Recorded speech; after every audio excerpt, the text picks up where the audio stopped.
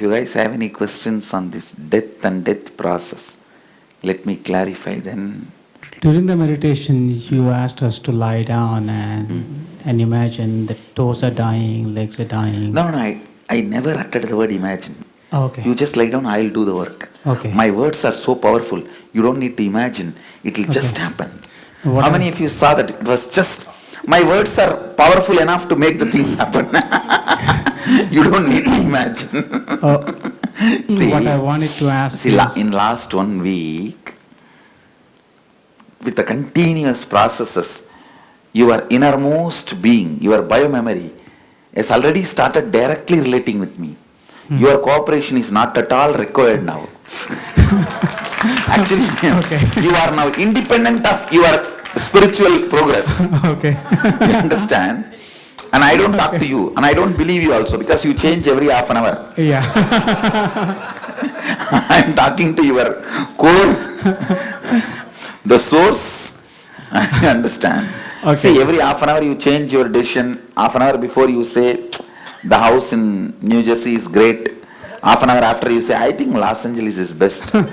This New Jersey is too much of pollution. You understand that? Right. Every half an hour you change. Okay, I guess what I wanted to ask is irrelevant. But anyway, let me just toss it out. If anybody dozes off in that time... no problem. You can't doze off because it is my heavy presence. It was so heavy, you can't doze off.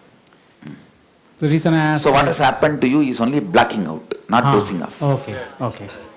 Okay. See, it was, the whole process was happening in, first thing, heavy presence. Second, loud noise. Yes. You can't sleep, you can't doze off. Okay. And it is already 8th day. Your system, 8th or 9th day today?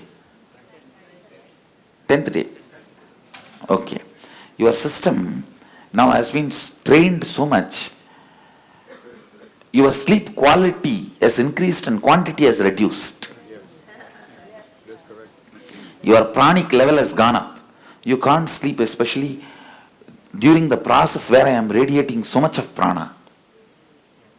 You understand? See, by putting life energy into you, I am making you die, which can die when you die. Whatever can die in you when you die, I killed it. Whatever should not die, your consciousness. So all that I infused energy into it. See, it is literally like how they do the heart surgery and put the pacemaker. So I opened your inner space and put a pacemaker.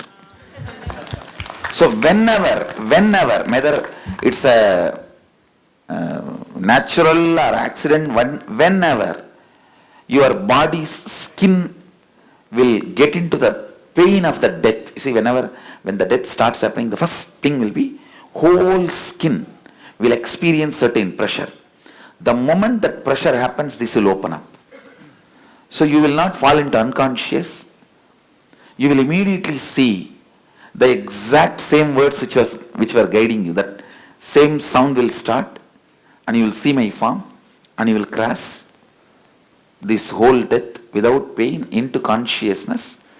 You will be given an option. Do you want to have one more birth? You can have conscious birth as you want. Or you can enter into enlightenment by relaxing, because at that moment I will be too powerfully available to you. Your mind will not have the illusions and delusions. See, now you have a option.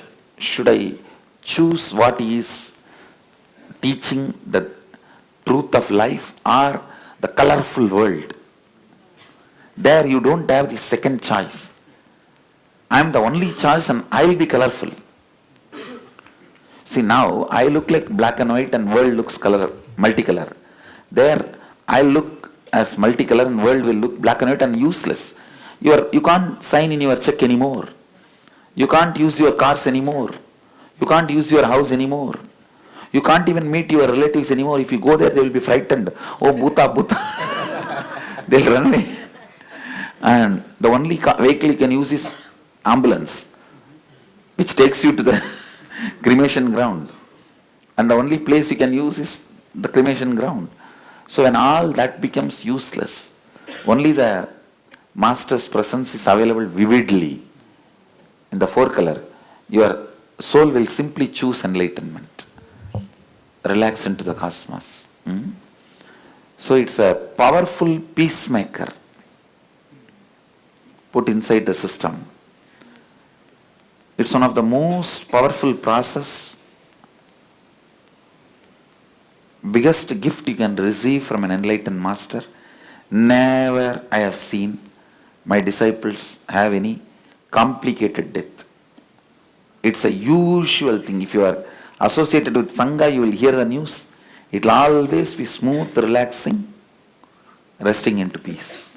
That includes accidents, any car accident or any other? I think accidents themselves may not happen. If it is forced, even then you will see only the peaceful resting. Thank you. It's one of the most precious gift you can have from an enlightened being. Most important gift you can have, because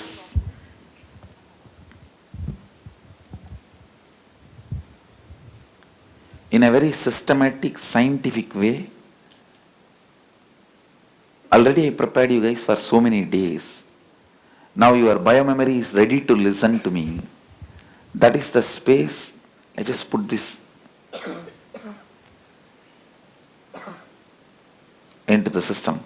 The last word I uttered as the living representative of Kala Bhairava, that word will ring in. Even I can give you one example. Even if you are going through any surgery and you are given anesthesia, that word will come up automatically. That is the proof. You will never fall into unconscious.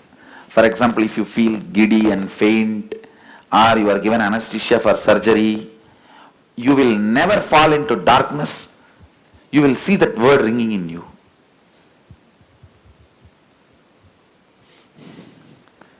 Because that is a seed sitting inside you.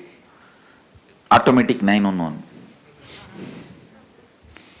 Swamiji, அப்போ நீங்கள் சொன்ன மாதிரி அது ஒரு திருப்பி ஒரு ரீபர்த்ன்றது க்ளீனாக அது ப்ரூவ் ஆச்சு சார். அது ரீபர்த்னா it is, let me put in this way, rebooting your hard disk. எக்ஸாக்டாக என்ன நடக்குதுன்னா, ஒரு ஃபிசிக்கலாக சாகும்பொழுது என்ன நடக்குமோ, ஃபிசிக்கலாக சாகும்போது ஹார்ட் நின்று போகும், உடம்பு காணாமல் போயிடும். மைண்டை வந்து இந்த இது வரைக்கும் வாழ்ந்தது மொத்தமும் irrelevant ஆகிட்டு அடுத்து போகிறதுக்கு ரெடி ஆகிடும். இப்போ என்ன பண்ணியிருக்கேன்னா, ஃபிசிக்கலாக அந்த வைட்டல் ஆர்கன்ஸ் மட்டும் சைலண்ட் ஆகாமல் அதை ஸ்டாப் பண்ணிவிட்டு, அதாவது அந்த ஃபஸ்ட்டு ஃபியூ மினிட்ஸில் உங்களுடைய பிராணன் லெவலை இன்டென்ஸ் ஆக்கிக்கிட்டே வரும்போது என்ன ஆகும்னா, வைட்டல்ஸ் தவிர மீதி எல்லாம் ஸ்டாப் ஆகிடும். அதுக்கப்புறம் மைண்டை அதே டெத்தை கோத்ரூ பண்ண வச்சு ரீபூட் பண்ணி விட்டுறேன். அப்போ என்ன ஆகும்னா, இப்போ இதுக்கு முன்னாடி இருந்த பல விஷயங்கள் வந்து இப்போ திடீர்னு irrelevant ஆகும். இப்போ நீங்கள் திரும்பி போகும்போது ஒரு ஃபோன் காலில் இல்லை ஒரு வார்த்தையில் உங்களை டென்ஷன் ஆக்கிற இரிட்டேட் பண்ணுற பர்சன் இப்போ அதை செய்ய முடியாது உங்களை. அதே பர்சன் அதே மாதிரி உங்களை பிளாக்மெயில் பண்ணவோ இல்லை த்ரெட்டன் பண்ணவோ இல்லை எமோஷனலாக டார்ச்சர் பண்ணவோ முயற்சி பண்ணாலும் உங்களுக்குள்ள அது நடக்கவே நடக்காது. இதான் அந்த ரீபூட்டிங்கிறது. அதே எஃபெக்ட் உங்களுக்குள்ள நடக்கவே நடக்காது. இப்போ இதை அப்படியே ஒரு லேயர் மாதிரி உங்களுக்குள்ள செட்டில் ஆகிடும். ஒரு லேயர் மாதிரி செட்டில் ஆச்சுன்னா புதுசாக முடிவெடுப்பீங்க. இப்போ பார்த்தீங்கன்னா, ஒரு உதாரணத்துக்கு உங்களுடைய ஃப்ரெண்ட்ஸ்லேயே ஒரு 4-5 பேர் உங்கள் மேலே சைக்கலாஜிக்கலாக பயங்கர பவர்ஃபுல்லாக இருக்கிற 4-5 பேர் உங்களை சுற்றி உட்காந்தாங்கன்னா, அவங்க எடுக்கிற முடிவுக்கு உங்களை அப்படியே கட்டுப்பட வச்சுருவாங்க. எப்படியோ கடைசியில் பார்த்தீங்கன்னா அவங்களுக்கு சரி சொல்லிட்டு அதை நீங்களே நியாயப்படுத்திட்டு வெளில வந்துடுவீங்க. இதுக்கு மேலே அது நடக்க முடியாது. அவங்களால் அந்த எஃபெக்டை உங்கள் மேலே ஏற்படுத்தவே முடியாது. இதான் ரீபூட்டிங். அவங்களாலேயோ இல்லை வேற யாராலேயோ நீங்கள் என்ன பண்ணீங்க, கிளியர் உங்களுடைய லைஃபோட நோக்கம், உங்களுடைய லாப நஷ்டம், உங்களுடைய கிரியேட்டிவிட்டி, உங்களுடைய பர்பஸ் இதுலேருந்து உங்களை பெண்ட் பண்ணவே வைக்க முடியாது, அவங்களால உங்களை காம்ப்ரமைஸ் பண்ணவே வைக்க முடியாது. உங்களுடைய கிளாரிட்டி அவங்கள காம்ப்ரமைஸ் பண்ண வச்சுட்டு அந்த மீட்டிங்க்கு அப்புறம் நீங்கள் சொன்னதை அவங்களாம் ஏற்றுக்கிட்டு அவங்களே நியாயப்படுத்திட்டு போயிடுவாங்க. அதுதான் இந்த ரீபூட்டிங்கிறதுங்க. அதாவது நம்ம மேலே எஃபெக்டை ஏற்படுத்துகிற எதுவுமே நம்ம மேலே எஃபெக்டை ஏற்படுத்தாமல் நம்ம இன்ஸ்பிரேஷன் மட்டுமே நம்ம மேலே எஃபெக்டை ஏற்படுத்த வைக்கிற ஸ்பேஸ் தான் கம்ப்ளீஷன். ஏன்னா அது முடிஞ்சு எழுந்ததுக்கப்புறம் பார்த்தீங்கன்னா சுவாமிஜி, அதுக்கப்புறம் வந்து இங்கே இருக்கிற விக்கிரங்கள்லாம் நான் டெய்லி பார்த்ததுக்கா அது முடிஞ்ச உடனே எனக்கு எதுவும் இந்த வெறும் கால் நடக்கும்போது பூமியோடு எனக்கு ஃபீல் ஆச்சு. நான் அந்த பூமியோட வாழ்ந்துட்டு இருக்கேன்னு அந்த கிரவுண்டட் எனக்கு ஃபீல் ஆச்சு. அதாச்சும் வந்துட்டு வேகமாக நடக்கக்கூடாது, கூட மெதுவாக அதை என்ஜாய் பண்ணி நடந்தேன் அந்த பூமியோட. அப்புறம் வெளியே போனோம்னா அந்த காத்தெல்லாம் எனக்கு ரொம்ப அப்படியே என்ன சொல்றது, சுவாதிஷ்டானம் தான். சுவாதிஷ்டானம் இந்த தொப்புள் குடிக்கு கீழே 2 அங்குலம் கீழே இதான் சுவாதிஷ்டான சக்கரம். அந்த சுவாதிஷ்டான சக்கரம் தான் மரண பயம் சார்ந்தது. அது மலரும் பொழுது பார்த்தீங்கன்னா எல்லாம் கிரீனா இருக்கிறதெல்லாம் மோர் கிரீனரா தெரியும். அந்த ஹோல் லைஃப்பும் ஒரு பெரிய புதுசா தெரியும். சொல்லுங்க. அதுக்கப்புறம் வந்துட்டு இந்த சிலைங்க எல்லாருமே வந்துட்டு ஏதோ என்ன சொல்றது, அது ரொம்ப ரசிச்சு பார்க்க முடிஞ்சது. இதை உட்காந்து என்னதை பார்த்துட்டு சிலையன்னு தோணிட்டு இருந்தது. அவரை கண்ணு மூக்கு ஒவ்வொன்றுத்தையும் ரசிச்சு பார்க்கணும் போல தோணுச்சு. அப்புறம் அப்படியே ஒரு வாக் போனேன். ஒரு மாதிரி எல்லாரையும் நம்ம நேராக பார்த்து பேசுறது போயிட்டு வேற எங்கேயோ நான் பேசிட்டு இருக்கிறேன், இங்கே சும்மா நடந்துட்டு இருக்கிறேன் அப்படின்ற மாதிரி ஒரு ஃபீல் இருந்துச்சு. அதாவது இதை மியூட் பண்ணிட்டு விஷுவல் மட்டும் ஓடுற மாதிரி. கரெக்ட், இது டோட்டலாக அது சவுண்டை மியூட் பண்ணிட்டு விஷுவல் மட்டும் ஓடும். ரொம்ப நல்லா இருந்துச்சு சுவாமிஜி. அதுக்கப்புறம் சவுண்டே வந்து நேவல் தான் வரும். இப்போ நம்ம குண்டலினி வந்து மூலாதாரத்தில் இருக்கும். மூலாதாரம் இந்த முதுகெலும்பு நுனி. அந்த மூலாதாரத்துலேருந்து குண்டலினி சக்தி சுவாதிஷ்டானம் வரும். சுவாதிஷ்டானத்துலேருந்து மணிப்பூரகம் வரும். மணிப்பூரகத்தில் தான் சவுண்டு ஆட் ஆகுது. அது வரைக்கும் வெறும் விஷுவல் தான். இந்த எடிட்டிங் உங்கள் ஃபீல்டு படி சொல்லணும்னா எடிட்டிங்கில் சவுண்ட் ரீமிக்ஸே மணிப்பூரகம் நடக்குது. அந்த 2 சக்கரத்துக்கு சவுண்டு கிடையாது, வெறும் விஷுவல் தான். நேற்று வந்து அந்த சுவாதிஷ்டானத்தை திறந்து விட்டேன். அந்த டெத் ப்ராசஸ் அப்போ சுவாதிஷ்டானத்தை மலர வச்சதுனால வெறும் விஷுவல் மட்டும் பார்ப்பீங்க. சவுண்டே ஒரு மியூட் பண்ணி விட்ட மாதிரி இருக்கும். ஒரு டேஸ்டான ஸ்பேஸா இருக்கும் அந்த ஸ்பேஸ். ஆமா ஆமா சார். அதாச்சும் இதே இடத்துல இவர் ரொம்ப நாள் இருந்திருக்கும், ஆனா அதை ரசிக்க முடியல. நேற்று எல்லாமே என்ன சொல்றது, இந்த பில்டிங்கு ரூமு எல்லாத்தோடையும் அப்படியே இதுவாகி, ஆனா அது கொஞ்ச நேரம் தான் டேஸ்ட் டக்குன்னு போயிடுச்சு. அதாவது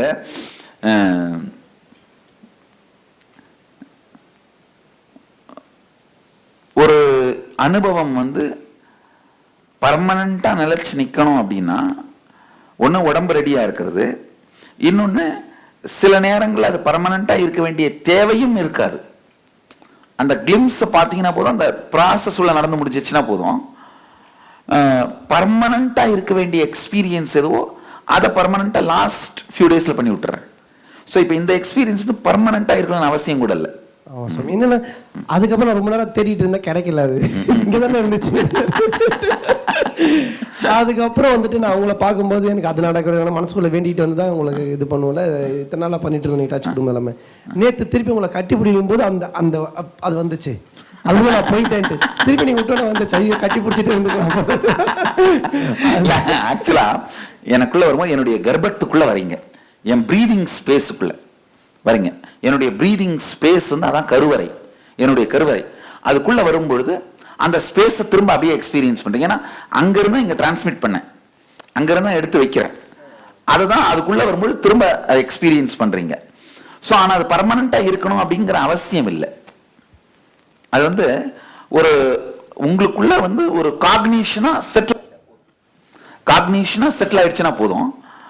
பர்மனண்டா இருக்க வேண்டிய எக்ஸ்பீரியன்சஸ் கம்ப்ளீஷன் இதெல்லாம் தான் இப்போ அடுத்தது வரும். அது பர்மனண்டா இருந்ததுன்னா போதும்.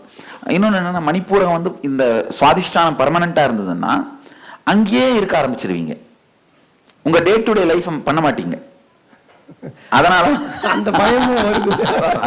அதனாலதான் அது வந்து அனுபவமா நடக்கணும், ஆனா அதுல பர்மனண்டா இருக்கக்கூடாது. பர்மனண்டா ஆங்கில தான் இருக்கணுங்க. இந்த தேர்ட் ஐ அதுலதான் பர்மனண்டா இருக்கணும். ஸோ இப்போ இது எல்லாமே பார்த்தீங்கன்னா கிளென்சிங் தான். ஒன்னொன்னா மாற்றி சுவாதிஷ்டானம் வந்து ரொம்ப ஹெவியாக டேமேஜ் பண்ணி வச்சுருப்போம். ஒரு நார்மலான மனிதர்கள் எல்லாம் பார்த்தீங்கன்னா, அதையும் உங்களை மாதிரி ஸ்ட்ரெஸ் ஃபீல்டு வாழறதெல்லாம் பார்த்தீங்கன்னா, உங்கள் ஃபீல்டே பார்த்தீங்கன்னா பயத்தால் மட்டுமே ரன் பண்ணுற ஃபீல்டு. ஃபியூச்சர் என்ன, கேரியர் என்ன, அப்படி அந்த பயங்கர சாட்டையை வச்சு தான் உங்களை எல்லாருமே ஓட்டுவாங்க பாருங்க. நீங்களும் அதே மாதிரி தான் எல்லாரையும் அப்படி தான் ஓட்டுவீங்க பாருங்க. அந்த ஃபீல்டே வந்து ஒருத்தர் சாட்டையால் ஓட்டிக்கிற ஃபீல்டு பயங்கர. ஸோ அப்போ உங்களுதெல்லாம் சுவாதிஷ்டானம் ரொம்ப டேமேஜ் ஆகிருக்கும். உங்களுக்கு மட்டும் இல்லை, ஈவன் கார்பரேட் கேரியர் வாழற எல்லாருமே, கார்பரேட் லைஃப் வாழறாங்க இல்லைங்களா, அந்த ஒரு சிஇஓ பாஸ் அப்படின்னு அவருக்கு கீழே ஒரு 10 பேர் அந்த லைஃப் வாழற எல்லாருக்குமே அந்த சுவாதிஷ்டானம் டேமேஜ் ஆகிருக்கும். ஸோ அதனால தான் பார்த்தீங்கன்னா அனாகதம் இது எல்லாத்தையும் ஒர்க் பண்ணிட்டு அப்புறம் சுவாதிஷ்டானத்துக்கு வரேன் பாருங்க. இல்லைன்னா இது 2வது சக்கரம். ஆனால் நான் வந்தது பார்த்தீங்கன்னா 9வது நாள் அந்த 2வது சக்கரத்துக்கு. இப்போ இது ஹீல் ஆச்சுன்னா போதும், அதில் பர்மனெண்ட்டாக இருக்குன்னு அவசியம் இல்லை. அதுக்கு அடுத்து இப்போ ஒரு 14-15வது நாள் லெவலில் ஆங்ஞையிலேயே இருக்கிறதுக்கான ப்ராசஸ்லாம் ஆரம்பிப்பேன். அந்த லாஸ்ட் ஒரு 4 days ஆங்ஞையிலேயே ஆணி அடிச்சு விட்டு அமைச்சிருவேன். ஸோ அப்படியே நிரந்தரமாக இருக்கும். அதனால தான் தொடர்ந்து தேடை படிக்க முடியும், இன்ட்யூஷன் இருக்கும், நாக்கு, அதாவது யாராலையும் உங்களை ஷேக் பண்ண முடியாது. அந்த இப்போ தவறி பேசினாலே தப்பா தான் பேசுவோம் பாருங்க, அப்ப தவறி பேசினாலே சரியா தான் பேசுவீங்க. அந்த மாதிரி நாக்கு தெளிவாயிடும். ஸோ அதெல்லாம் அங்கேயே இருக்கிறதுனால வர்றது நல்ல அனுபவம். ஆனா பர்மனண்டா இருக்க வேண்டிய அவசியம் இல்லை. அதே மாதிரி அந்த இறந்து போற டெஸ் ப்ராசஸ் முன்னாடி வந்துட்டு உடம்புல வந்துட்டு இவர் பெருமாள் வந்து படுத்தாமாந்தி சுவாமி, அவர் படுத்து முடிச்சதுக்கு அப்புறம் தான் உடம்பு அப்படின்னா குலதெய்வமா இருப்பார். ஃபேமிலியில கேட்டு பார்த்தீங்கன்னா குலதெய்வமா இருப்பார். அதான் அப்படின்னா அந்த பிறக்கிறதுக்கு முன்னாடி அப்பாவோ அம்மாவோ அவருக்கு பிரார்த்தனை பண்ணியிருப்பாங்க, ஏதாவது இந்த கம்ப்ளீஷன் பண்ணியிருப்பாங்க, அதெல்லாம் வந்து டிஎன்ஏல இருக்கும். நம்ம பிறக்கிறதுக்கு முன்னாடி நம்மளுடைய தாயோ தந்தையோ ஏதாவது தெய்வங்களோடு பிரார்த்தனை பண்ணி அவங்களுக்கு நேர்த்தி கடன் செலுத்தினாங்கன்னா அந்த டிஎன்ஏ நம்ம சிஸ்டத்துக்குள்ள இருக்கும், அந்த மெமரி இருக்கும். ரொம்ப நேரம் ட்ரை பண்ணி வரவே இல்லை, உடம்பு மறையுது அந்த இது சொல்லிட்டு இருந்தீங்க, வரவே இல்லை. திடீர்னு பார்த்தீங்கன்னா இவர் வந்து என் உடம்புல படுத்தாரு, என்ன பெருமாள் வந்து படுகிறாருன்னு பார்த்தா அதுக்கப்புறம் அவர் படுத்து அப்படியே மறைஞ்சி, நான் நினச்சேன் பெருமாள் படுத்தோன்னா ஃபுல் லக்ஷ்மியெல்லாம் வந்துச்சு, காசுலாம் வரப்போகுதுன்னு நினச்சேன். பார்த்தா படுத்து முடிச்சோன்னா அப்படியே கை காலெல்லாம் அழுகி போய் ஒரு மாதிரி உருகி அப்படியே கம்ப்ளீஷன் பண்றாரு. அதாவது அவருடைய டிஎன்ஏ அவருக்குள்ளேயே கம்ப்ளீட் பண்ணிக்கிறார். அதான் நல்லது. அதனால தான் இந்த பெரியவங்க வந்து குழந்தை பிறக்கிறதுக்கு முன்னாடி கோவில் குளங்களுக்கு போய் பிரார்த்தனை பண்ணி அந்த மாதிரி பெற்றுக்கிறது ரொம்ப நல்லது.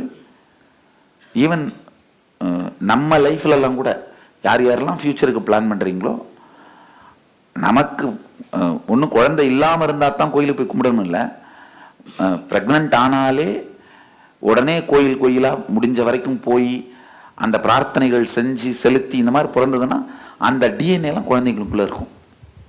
வேற யாரும் வந்து எடுக்க முடியாது. இந்த மாதிரி நீங்கள் கரெக்டான ப்ராசஸ் சொல்லும்போது அந்த கடவுள் வந்து பர்மிஷன் இல்லை. ப்ராப்ளம் என்னன்னா மற்ற யாராலும் இந்த ப்ராசஸ் பண்ண முடியாது. இப்போ பெருமாளுக்கு ஃபோன் பண்ணுறதுக்கு வேற யாராலும் முடியாது. அவருக்கு ஃபோன் பண்ணி இந்த மாதிரி இன்ஃபர்மேஷன் கொடுத்தா தானே சரி ஓகே வர்றேன் வந்து அட்டன் பண்ணுறேன். I'll give the essence of what I spoke to him. First thing, he was talking about yesterday the experience he had in the Swadhisthana. See, Swadhisthana is just 2 inches below the navel center. That's the energy center related to fear and fear of death. And he was telling that he felt the whole thing as if muted, no sound, but everything was so bright, so fresh, so alive. He was enjoying. So I gave him the explanation that it's usually the sound starts in only navel center, Manipuraga. Below Mooladhara and Swadhisthana both are no sound, only visualization center. That's what he has experienced, and his experience was right. I was authentifying. And then he said when he came and hugged me in the energy darshan, the same experience repeated, but he lost it. I also said that you don't need to have that permanently. If it settles in you as a cognition, that's enough. Permanently you are supposed to stay only in Anya, third eye. The third eye is the permanent residence. These all should be cleansed, awakened, but that is not supposed to be the permanent place. The third eye will be the permanent place. So, usually, if you live a corporate life, your Swadhisthana will be heavily damaged. Because for even if you ask for 2-day vacation, your boss will use the whip of losing the job. He has to constantly drive you by fear. If you are the boss, then clients will drive you with fear. I'll change the client, I'll change the vendor, you will lose the business. So, with the fear when you run, Swadhisthana gets damaged. So in this whole process, I heal that Swadhisthana. And then we will be now working with all other centers. In the last 4 or 5 days, I'll permanently establish you in Agnya and send you back with a permanently staying in the space of Agnya. All other chakras you will experience, but that is not necessary to be permanent. You will actually move into next. But each chakra, when it gets healed, you will have a different level of completion and experience happening. That's the essence.